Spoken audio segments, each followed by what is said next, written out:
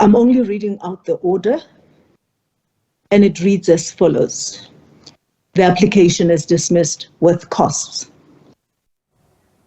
All right, so I'm joined in studio by SABC senior news reporter Canny Maphanga, who has been following the story for us. Canny, good afternoon. Thanks for your time with us here on the SABC. Good afternoon to you, Liesl, and to the viewers at home. So you've been monitoring developments. Perhaps for context sake, you can briefly give us background as to how we got to this point. Okay, we're still talking about the private prosecution bid.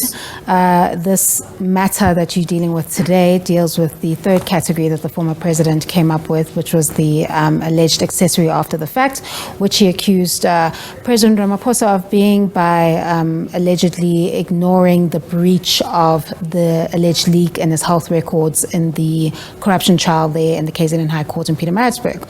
So we've already seen President Ramaphosa successfully challenge the private prosecution, and based on whether it was lawful or constitutional or not, the Gauteng High Court agreed and invalidated it and set it aside.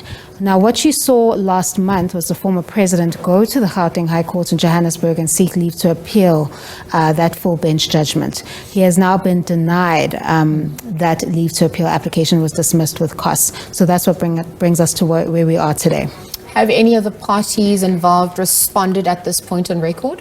Well, the presidency has sang the same tune over this issue since it started around Nasrec, saying that the private prosecution was pursued for ulterior purposes. It was an abuse of resources, and that it was not a valid bid to start off with in the first place constitutionally. So the presidency has responded. Of course, we're waiting for response from the Jacob Zuma Foundation regarding this matter. Remember, this is now the second blow, because yesterday the first two accused, if I could refer to them in that way, also successfully challenged their private prosecution against them, and they were successful when he attempted to seek leave to appeal in the KZN High Court. He was also refused. So it's in both applications where he suffered this double blow in his private prosecution bid.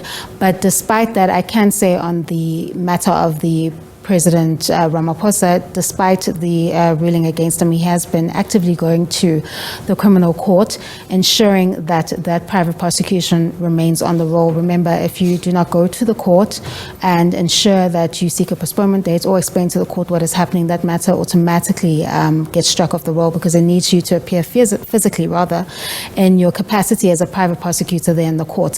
So he has sought several postponements in the private prosecution, and despite this halting of the bid itself by the civil court, he has continued to go to that criminal court to seek postponements. So it's highly unlikely that he may accept this outcome. He may further go on to other options. And in the absence of any further appeals at this stage, that full bench judgment still stands.